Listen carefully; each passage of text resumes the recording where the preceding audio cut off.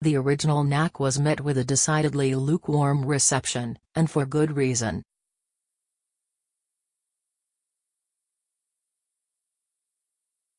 It didn't really know what it wanted to be. It was too punitive to be a kid's game, but it lacked the sophistication or variety to be anything much more.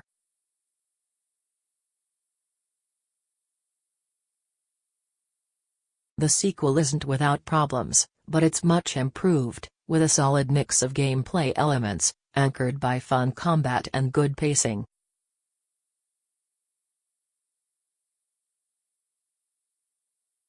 Knack's core abilities remain much the same. He is able to gather relics to grow in size, gaining strength and resilience in the process, and allowing for some fun shifts in scale.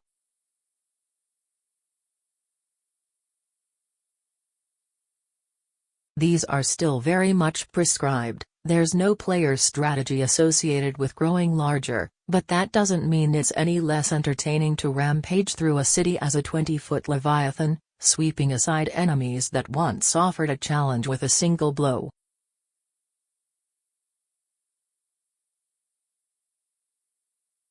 Knack can also shed his relics in an instant to fit into small doorways, skirt under spinning blades or leap between little ledges, then reform on the other side.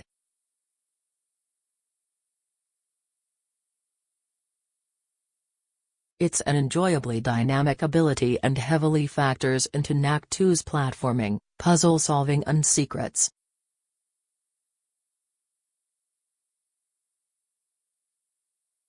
If you've ever played a platform game before, you know what to expect here: elaborate gauntlets comprised of moving platforms, tricks, traps, steam vents and the like.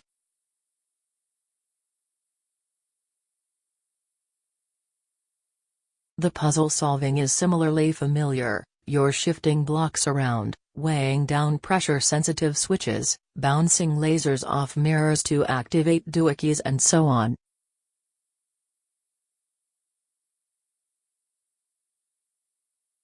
That's not to say these sequences aren't well designed or satisfying, however, they're just staples of the genre.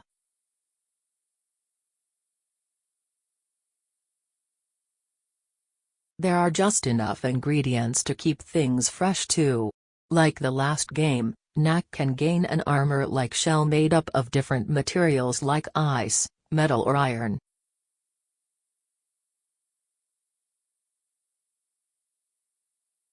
Ice Knack can freeze enemies on the spot, for instance, but he can also lock gears in place.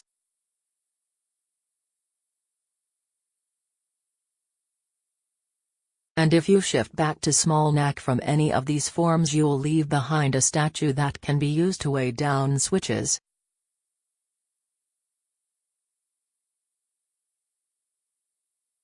It's simple stuff, and the game decides when and how you use these abilities, but they're engaging nonetheless, and in line with what Knack 2 wants to be, a well-paced action platformer with puzzle elements, in which the player is always making progress.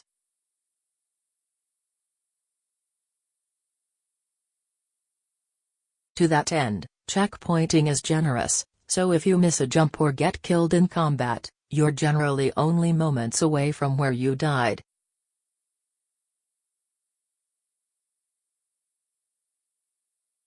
That's definitely appreciated, and means you'll rarely get frustrated.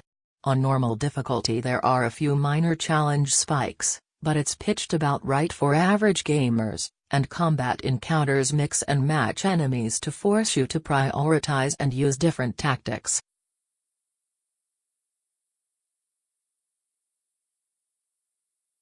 Electrical enemies need to be disabled before you can attack, for instance, while projectiles can be parried, shield-bearing foes can be opened up with a heavy attack, distance can be closed using a spinning overhead whip, and groups of small, squishy enemies can be pummeled with a body slam.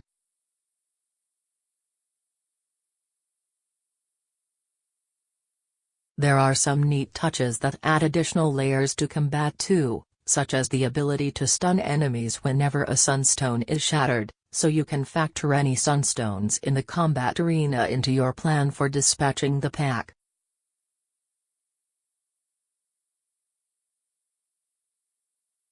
More and more combat options open up as you progress through the story and spend points in Knack's skill trees.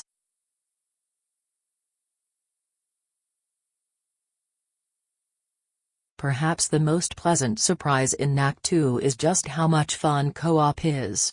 You can play through the whole game with a friend or family member, and having two Knacks on screen ups the chaos in combat significantly.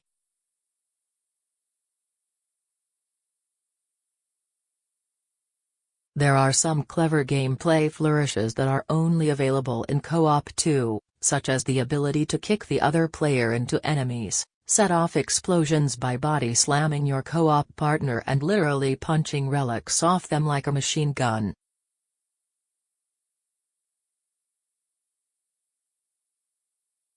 It's a little less fun outside combat, but at least platforming sequences only need one player to make it to the end. Then the other can just warp to their position.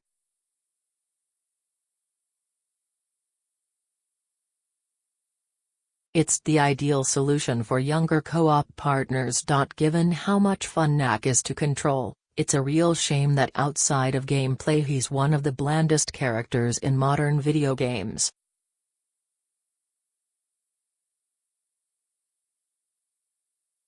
He has almost no discernible personality.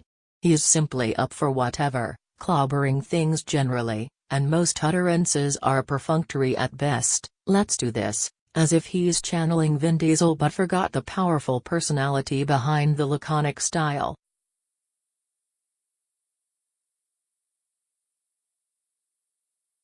Small Knack, on the other hand, doesn't talk at all, and the game only makes half-hearted attempts at physical comedy.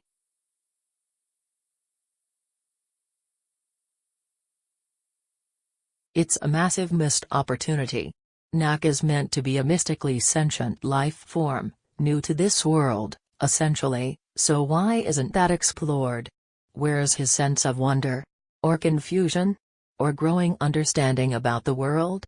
The absence of any kind of meaningful dialogue, and thus on-screen relationship, with the main human protagonist Lucas is also baffling.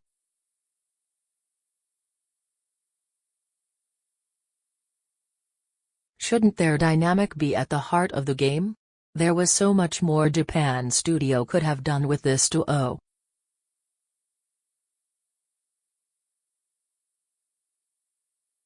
The cast of largely uninteresting characters is wrapped into a story that would be at home in a second-rate Saturday morning kids cartoon.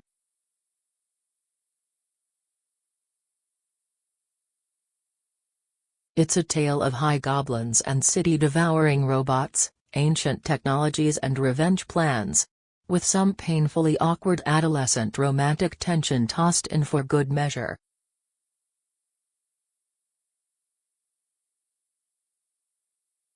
By the end the stakes are suitably high and you'll become invested simply because, well, you're 10 hours in now, but it's not good.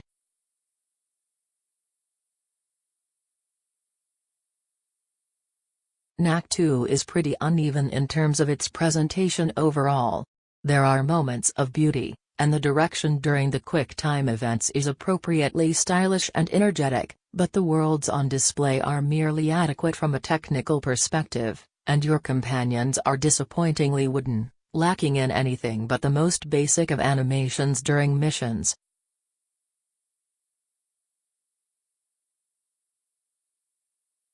They're also often capable of inexplicable teleportation. I lost count of the number of times I took Knack on some impossibly acrobatic, combat-heavy route only for my human counterparts to simply turn up at the other end.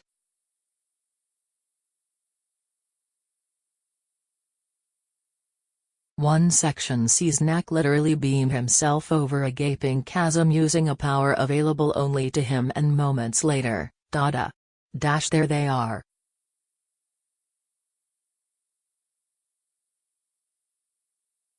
It honestly seems harder not to implement an explanation. Just put a cable car across the chasm and activate it from the other side. Done.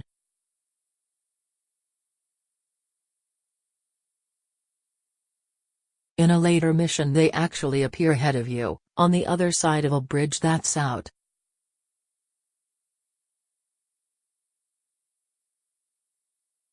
After you've fought a dozen enemies to get to where you are. And they're armorless, weaponless, ordinary humans. Knack 2 is lazy in other areas too.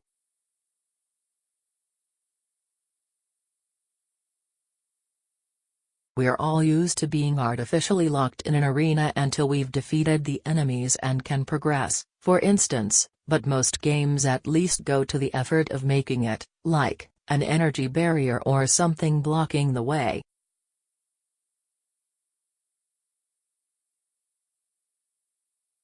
In Knack 2 it is often literal blockades that simply disintegrate when the last enemy falls.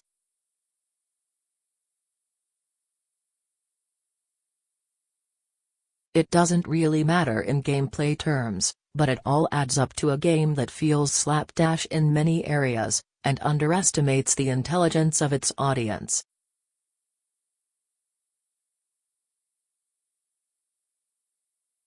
It's just for kids, right? It is fun though, and there's a fair bit of content here.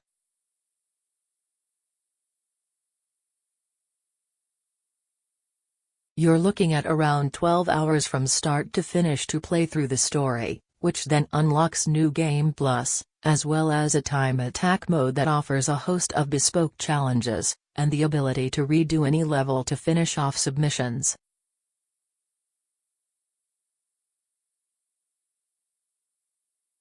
I can definitely see the appeal of continuing on. I had a few more perks to unlock at the end of the story, and I was really enjoying having a full suite of combat abilities at my claw tips.